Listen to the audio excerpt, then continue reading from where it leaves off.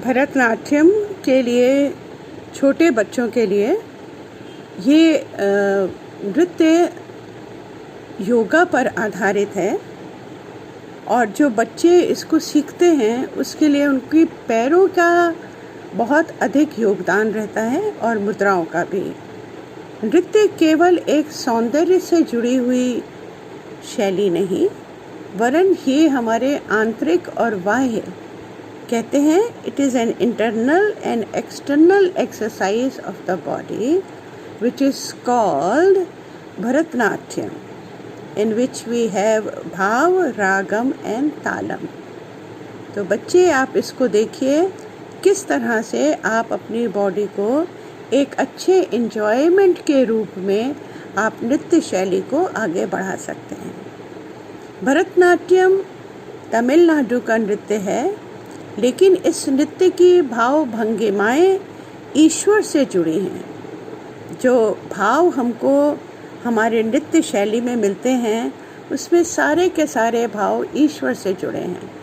भक्ति भाव के होने के कारण, अपने अंदर की भावनाओं के कारण, और भजन हो या कीर्तन हो या नृत्य शैली के वो सब भाव हमारे अपने हृदय से निकलते हैं।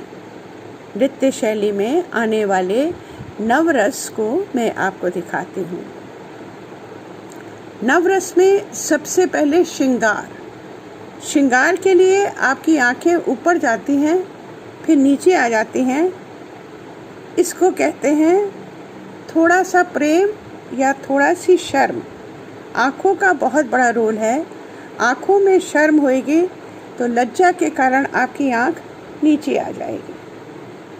श्रृंगार भाव में हम यहाँ पर अपने मस्तक पर तिलक, कानों में झुमके, गले में हार, चूड़ियाँ और पूरा मेकअप करके ही श्रृंगार भाव को हम दिखाते हैं। दूसरा भाव जो है हमारे साथ वो वीर है।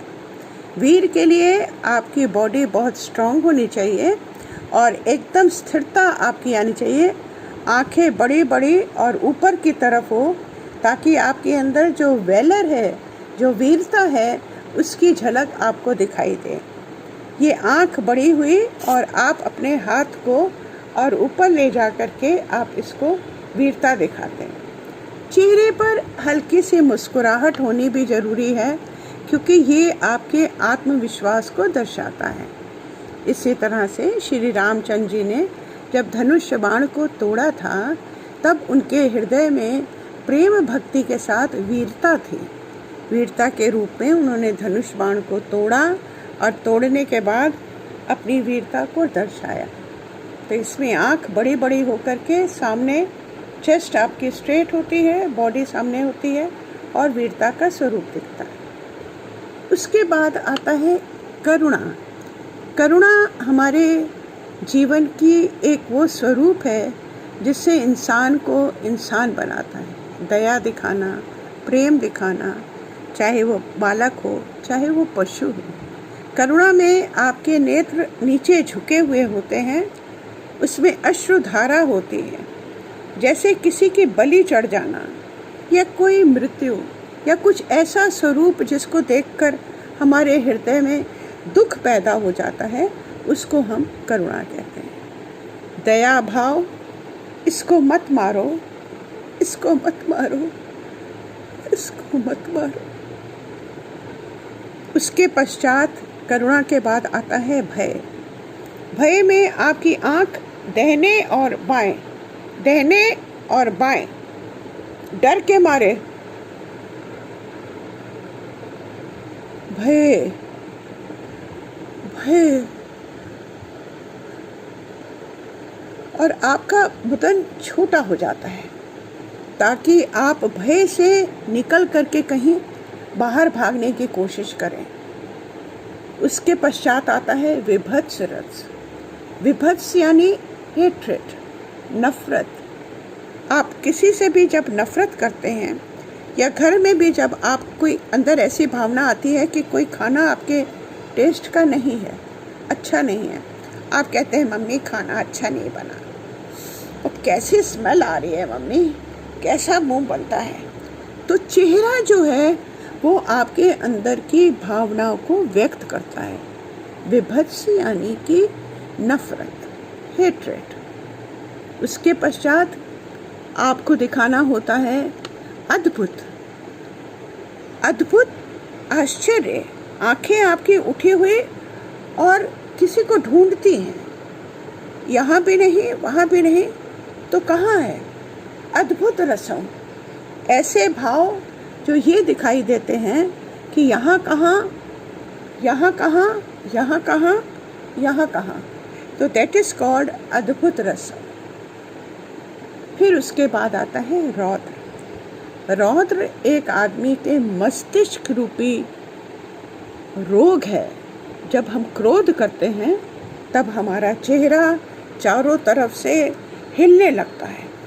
इसमें हमारे शरीर का एक एक अंग फड़कने लगता है, आंखें बड़ी हो जाती हैं, रौद्र रसम। और आंख एक जगह टिकती नहीं, जैसे किसी को हम मार देंगे या हमारे ऊपर किसी ने लांछन लगाई है, उसका क्रोध आता है। चेहरा बिल्कुल आपका ऐसे बन जाता है जैसे बब्बर शेर की भांति आपका चेहरा तिलमिलाने लगता है, पूरी बॉडी हिलने लगती है। जैसे रावण का स्वरूप, रावण मर्दने, रावण को जैसे क्रोध आता है और उसका चेहरा तिलमिलाने लगता है, बदन सारा उसका कांपने लगता है, क्योंकि एक यही रस है जिसमें हमारा शरीर आपके कर्मों के अनुसार नहीं चलता, वरन इसमें कोई कंट्रोल नहीं होता। कंट्रोल धीरे धीरे खत्म होने लगता है। इसके बाद आता है हासम, हास्य, खुशी। खुशी के लिए हमारे पास 3 चीज़ें हैं। एक, नेत्रों के द्वारा जब किसी जोकर को देखते हैं तो हंसी आ जाती है, या जब हम कानों से कोई जोक सुनते हैं तब हमको हंसी आ जाती है। और तीसरी खुशी हमारे अंदर की है कि मैं विजयी हुई, मैंने इस संसार में कुछ अच्छे कर्म किए और फिर उसकी खुशी आई। इसका एक सबसे अच्छा उदाहरण है सूर्पणखा। सूर्पणखा की जब नाक कट जाती है तो उसको देखकर हमारे हृदय में हंसी आती है। ये हमारे हृदय से जुड़ी हुई हास्य रस है। उसके पश्चात शांत, शांत यानी ईश्वर की उपासना। हम ईश्वर की उपासना करते हैं तो उसमें हमारा अंग प्रत्यंग ऊपर होता है और आंखें बंद होती हैं।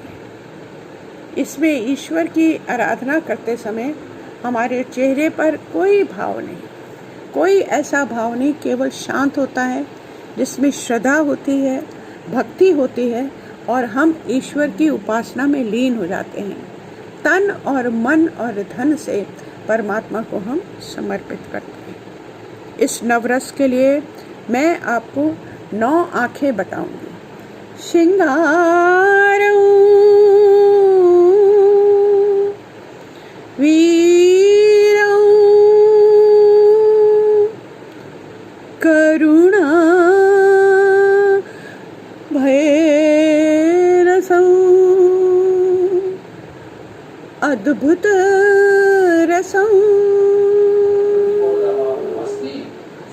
विभत्स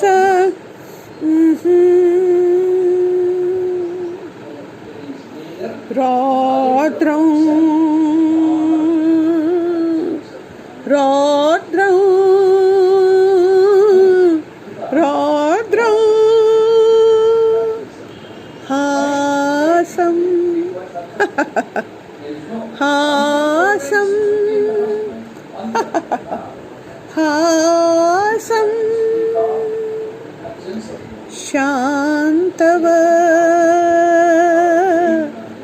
शान्तव शान्तव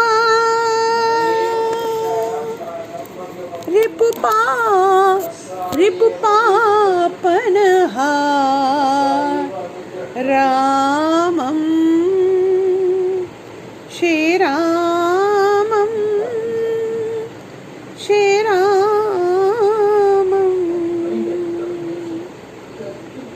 नवरस is very important in the field of dance.